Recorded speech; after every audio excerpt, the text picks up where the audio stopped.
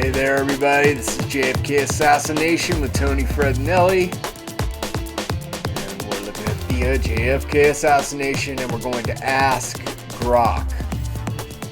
Today's going to be really interesting because we're going to go into the area of a question that comes up a lot about the election and JFK and the mafia and fixing elections. So strap yourself in as Grok takes us for an intellectual ride. Why would the mafia, with known associations to Richard Nixon, consider flipping the 1960 election in favor of John F. Kennedy, despite the Kennedys' public attacks on organized crime? In the 1960s American politics, the mafia faced a dilemma, needing to think several moves ahead, like a grandmaster plotting checkmate. Often romanticized but brutally pragmatic, the mafia's position was complex. Richard Nixon, the Republican candidate, cultivated ties with organized crime figures like Santo Trafficante Jr. from Tampa. Trafficante saw Nixon as a reliable ally due to his anti-communist stance and willingness to overlook certain business interests. Nixon's history suggested he might continue a hands-off approach to the mob, much like the Eisenhower administration. Yet, the mafia wasn't monolithic. Different families had varying priorities, and in Illinois, the Chicago outfit under Sam Giancana held significant sway over unions and ballot boxes. From the mafia's perspective in 1960, supporting Nixon outright carried significant risks. JFK and his brother Robert, RFK, had already been vocal critics, with RFK exposing mob corruption in labor unions. If Nixon won with visible mob backing, the Kennedys could weaponize that narrative, portraying the election as stolen by gangsters. A defeated JFK, backed by his ambitious family, might rally Democrats, blaming the mob for his loss and turning public opinion into a crusade. Flipping votes for JFK, however, offered a cunning alternative. It could neutralize immediate Kennedy hostility by making them indebted. Investigative accounts suggest the Chicago mob did influence Illinois' vote count, tipping the state's 27 electoral votes to Kennedy in a razor-thin election. This wasn't charity. It was a calculated investment. By engineering Kennedy's win, the mafia could later reveal their role as leverage. They would whisper, "We put you in the White House. Now he's off." It's a classic mob tactic. Create obligation through unsolicited favors, then collect. This flips the script from defense to offense, forcing the Kennedys into a reactive position where denying involvement looks like ingratitude or complicity. History often paints the mafia as reacting to Kennedy aggression, but what if they were proactive? In chess terms, supporting Nixon is a straightforward pawn advance. Helping Kennedy is a queen's sacrifice, risky, but it opens lines of attack by controlling Washington influence. The mafia knew politics wasn't about loyalty, it was about control. By aiding the underdog Kennedy, they positioned themselves as kingmakers, ready to demand tribute. Could the mafia have orchestrated this election flip unilaterally, even without any agreement from Jack, Bobby, or even Joe Kennedy Sr.? And why might that be a smarter chess move? This unilateral action aligns with the mafia's philosophy. Never ask permission when you can create facts on the ground.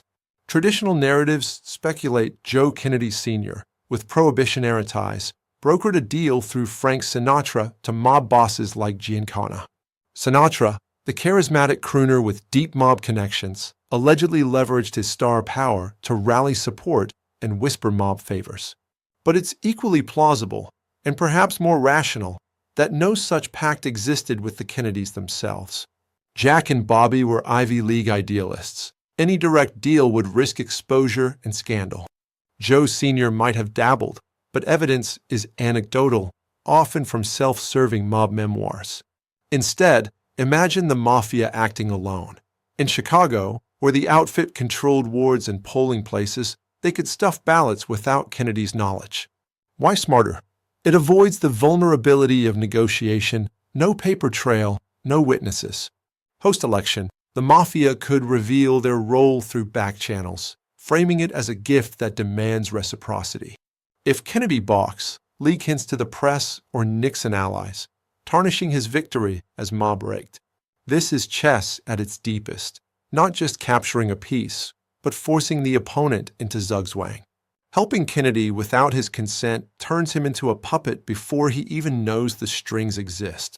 It also mitigates risk. If Nixon wins anyway, the mob can claim neutrality or even credit for trying.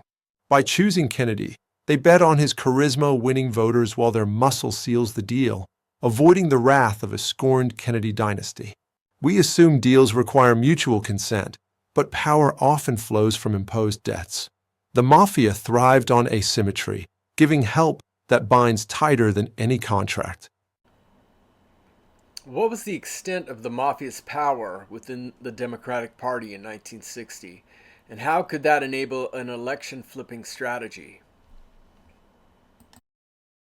In 1960, the mafia's influence within the Democratic Party was a complex web of intertwined interests, not overt domination. Democrats heavily relied on urban political machines in cities like Chicago, New York, and Philadelphia, where mob figures controlled labor unions, gambling rackets, and voter turnout.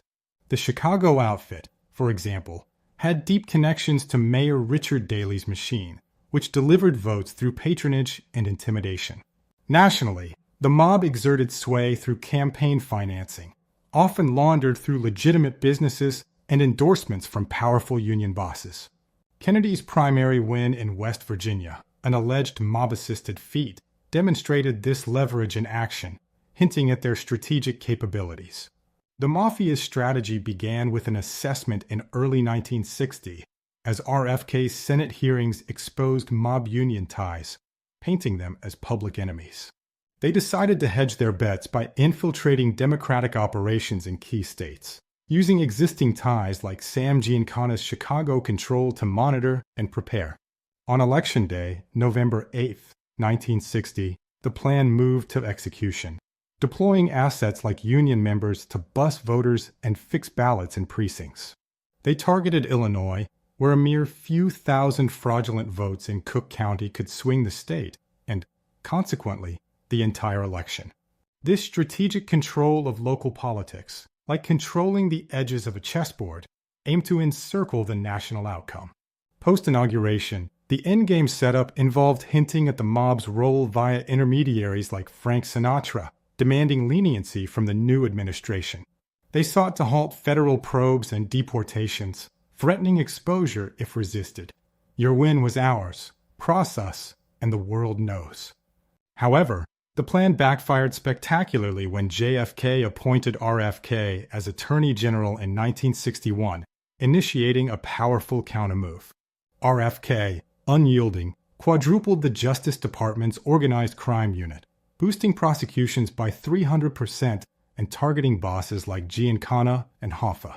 The Kennedys, perhaps unaware or defiant, doubled down, viewing mob help as extortion rather than a debt, leading to a total war. This miscalculation by the mafia, assuming pragmatism over the Kennedys' ideological zeal, became a fatal overreach. The mob's smart move ultimately invited devastating counterattacks, forcing a reevaluation of mob political dynamics and the limits of their power. From a chess perspective, the mafia's alleged role in the 1960 election was a brilliant opening gambit. By gifting the win, the mafia positioned themselves as indispensable allies, flipping the power dynamic. If Kennedy acknowledged the help, he'd owe them.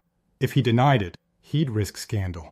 Investigative journalist Seymour Hersh details how such maneuvers curbed anticipated Kennedy aggression against crime. This was relevant given RFK's prior Senate Rackets Committee exposures targeting organized crime figures. Evidence isn't ironclad, but contemporaneous reports and probes highlight mob political entanglements. Giancana's family claimed the outfit did everything possible in controlled wards, including fraudulent voting. Joseph P. Kennedy reportedly initiated contact with the mafia through intermediaries like Frank Sinatra, aiming to secure votes. We often view the Kennedys as victims of mob retaliation, but what if the favor was the inciting move? This proactive strategy assumes the mafia anticipated RFK's zeal. By engineering indebtedness, they sought to neutralize it.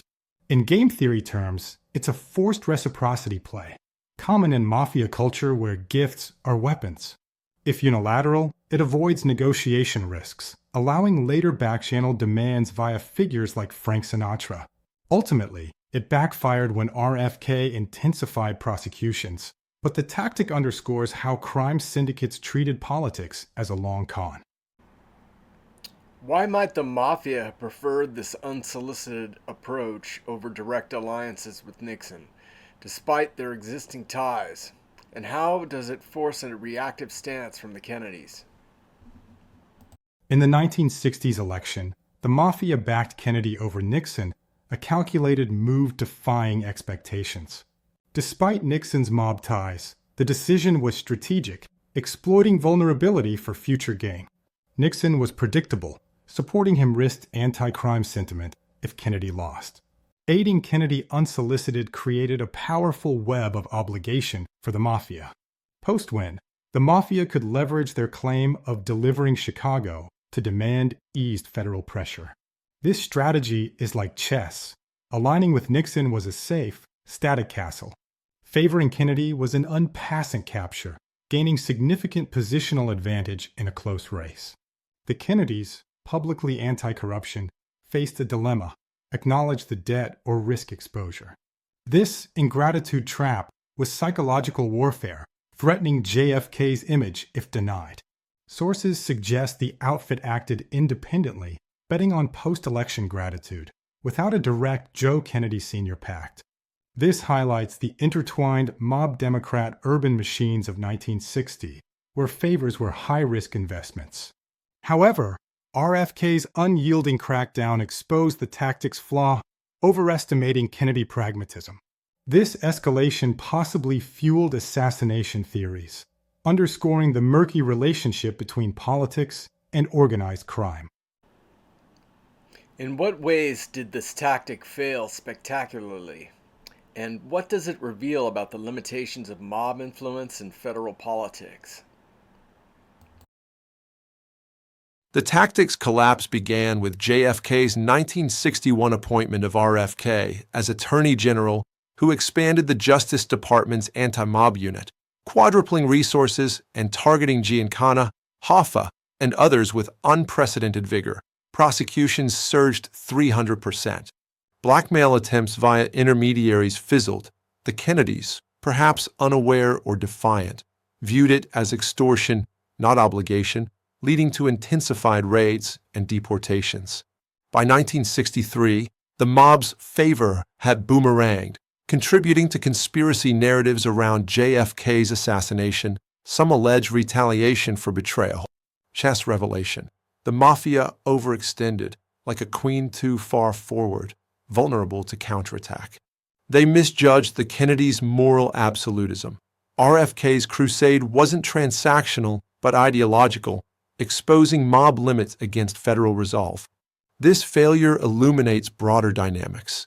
While potent locally, the mob struggled nationally against post-World War II reforms and public scrutiny. Rethink assumptions. Not all power is coercive. When favors meet principled resistance, they breed enmity. Today's echoes in political funding scandals remind us. Unsolicited influence often sows its own destruction, as seen in X discussions revisiting 1960 fraud claims amid modern election debates. The tactic's legacy?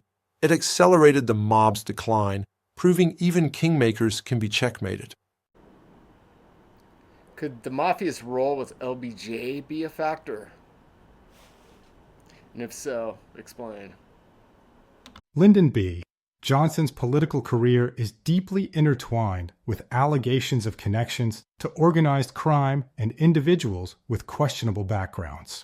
In Dallas, LBJ was linked to the Mink Coat Mob, a network of gamblers, bootleggers, and corrupt businessmen. Key figures included Benny Binion, a notorious gambler with mafia ties, and Louis McWillie, connected to casinos in Havana and individuals like Jack Ruby. Allegations of vote fraud in LBJ's 1948 Senate race particularly the Box 13 scandal, further highlight these underworld connections. In the 1960 election, the Mafia, led by figures like Carlos Marcello, saw LBJ as a pragmatic counterweight to the Kennedy's idealism. They assumed his presence would temper anti-mob zeal or provide indirect access to the administration. This proved to be a significant misjudgment, as the Kennedy brothers, especially RFK at Justice, launched a vigorous crackdown on organized crime. The mob's bet on LBJ's alleged complicity overlooked the Kennedys' dominance in policy, particularly their federal ideological drives. This teaches us that criminal networks, while adept at local corruption, often fail against federal ideological drives. LBJ's purported ties proved insufficient to sway the brothers' crusade, potentially escalating tensions that fed into the tragic events of 1963. This forces a deeper rethink. Assuming shared pragmatism across a political ticket ignores internal power dynamics, where one faction's ideology can override another's expediency. What does RFK's Mafia crackdown reveal about the Kennedys' ethics and politics? RFK's appointment as Attorney General in 1961 marked a pivotal moment, escalating anti-mob efforts. He expanded the Justice Department's organized crime section, targeting figures like Sam Giancana and Jimmy Hoffa. This suggests a principled stance, untainted by alleged electoral favors from the mob in the 1960 election. The Kennedys seemingly operated from a moral absolutism, viewing organized crime as an existential threat to democracy. If no deal was struck, RFK's actions were a rational extension of his Senate Rackets Committee work, prioritizing justice. Yet, this forces a reevaluation. In an era where urban political machines intertwined with mob influence, was such purity feasible? Or did it inadvertently provoke retaliation, potentially leading to unintended consequences like speculation surrounding President Kennedy's assassination? Chess-wise, it's like rejecting a poisoned pawn, avoiding short-term gain to maintain long-term board control. We often romanticize the Kennedys as idealists, but this highlights how their integrity might have been a double-edged sword. It alienated potential allies while inspiring public trust, questioning if modern politicians could afford similar resolve amid donor-driven campaigns. What if this unyielding ethics wasn't heroism, but a blind spot that invited chaos? Could today's leaders survive without bending their principles in a complex political landscape? Was RFK's anti-mafia push a plan to clean up the Democrats? Robert F. Kennedy's tenure as Attorney General marked a pivotal moment in the U.S. government's fight against organized crime. Without a deal, RFK's actions appear as a calculated purge. He significantly increased anti-mob resources. He quadrupled the manpower and budget of the organized crime section, recruiting dedicated lawyers and investigators. RFK utilized wiretaps and precursors to the RICO Act, eroding the outfit's grip on unions and urban machines. This strategic rationality stemmed from pre-election exposures via the McClellan Committee, where RFK served as chief counsel. The committee's investigations, particularly into the Teamsters Union, positioned the Kennedys to cleanse their party for a clean governance image. Long-term, these efforts paved the way for the 1970 RICO Act, professionalizing federal prosecutions and significantly weakening syndicates nationwide. This was a multi-move combination, sacrificing short-term alliances to achieve in-game dominance over corruption. This reframes the Kennedys not as naive, but as strategic disruptors, questioning if such internal house cleaning is viable today amid polarized parties. RFK's legacy shifted law enforcement from reactive to proactive, but at personal cost, highlighting the perils of challenging embedded power structures. Why did the Mafia misjudge RFK's reaction? And what does it show about crime versus ideal and power? The Mafia, operating on transactional logic, assumed any politician would reciprocate an unsolicited boost, especially in a tight race. RFK's intensified assaults, leading to hundreds of indictments, revealed a fundamental misread. The Kennedys were crusaders against corruption, viewing mob help as extortionate. This clash highlights a cultural divide. Crime syndicates thrived on implied debts, while RFK embodied new frontier idealism, refusing to compromise. The mob advanced a peace expecting capture, but RFK countered with a discovered attack, exposing their king. Assumptions of universal self-interest falter here. Ideology can trump survival instincts and power dynamics, offering lessons for contemporary battles between entrenched interests and reformist leaders. The Mafia may have overestimated their leverage through Lyndon B. Johnson, JFK's vice presidential running mate, whose associations with organized crime figures in Texas could have been seen as a potential backchannel. LBJ's ties to the Mink Coat Mob in Dallas, a network of gamblers and corrupt businessmen, included figures like Benny Binion and Louis McWillie, connected to broader mafia networks. Some accounts suggest LBJ's political rise involved navigating these underworld elements, with allegations of vote fraud in his 1948 Senate race echoing 1960 tactics. The Mafia, particularly bosses like Carlos Marcello, might have viewed LBJ as a pragmatic counterweight to the Kennedys' idealism, assuming his presence would temper anti-mob zeal. This misjudgment highlights the mob's pragmatic error. Betting on LBJ's alleged complicity overlooked the Kennedys' dominance in policy, especially with RFK at justice. Criminal networks, while adept at local corruption, often fail against federal ideological drives, as LBJ's purported ties proved insufficient to sway the brothers' crusade. This forces a deeper rethink. In intertwined political mob apparatuses, assuming shared pragmatism across a ticket ignores internal power dynamics, where one faction's ideology can override another's expediency.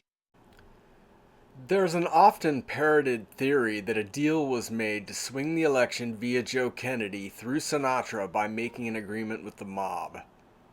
You're saying it's much more likely the Mafia had no agreement with JFK, which is why it's much more logical RFK going after them.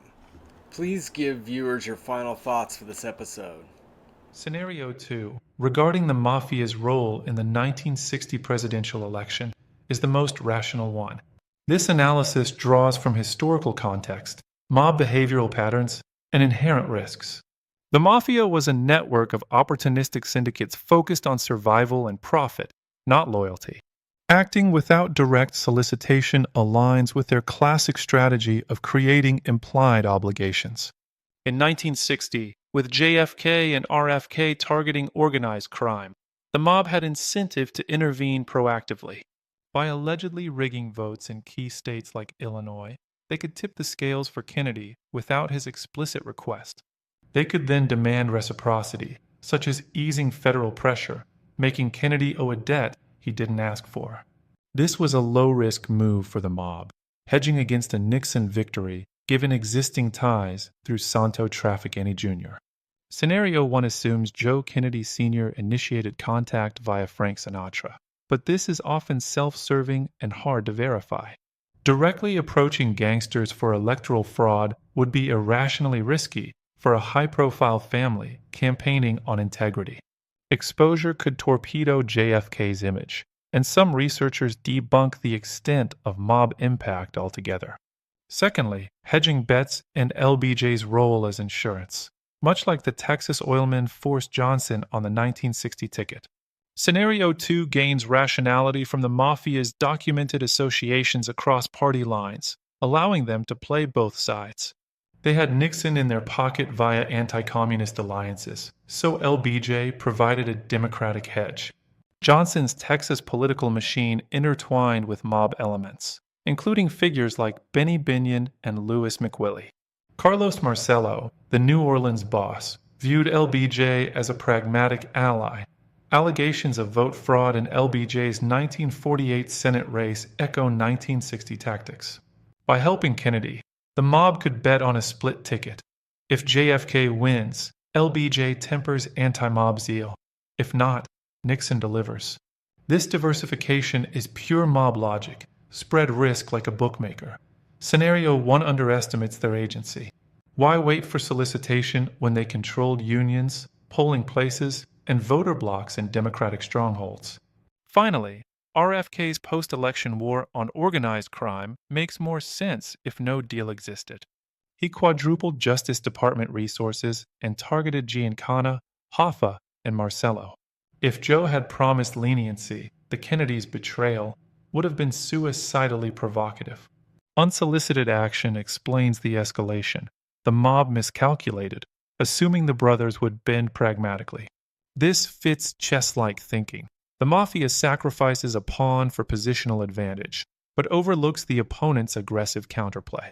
Scenario 1 requires assuming the Kennedys made empty promises or were naive, which is less rational for a dynasty built on calculated ambition.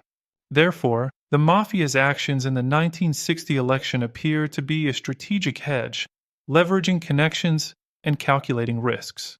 This unilateral action aligns with mafia behavior, LBJ's role as insurance, and RFK's subsequent crackdown. Woo! Yep, there's Tony Fredinelli here again, and check out how Grok did that. JFK Assassination. Ask Grok, like and subscribe, and think about this. I mean, how many times have we had to listen to the mafia? Jack Kennedy and the mafia. He went to the mafia to fix the votes. Blah blah blah blah blah. That's not true. So let's keep on searching for the truth. See you next time.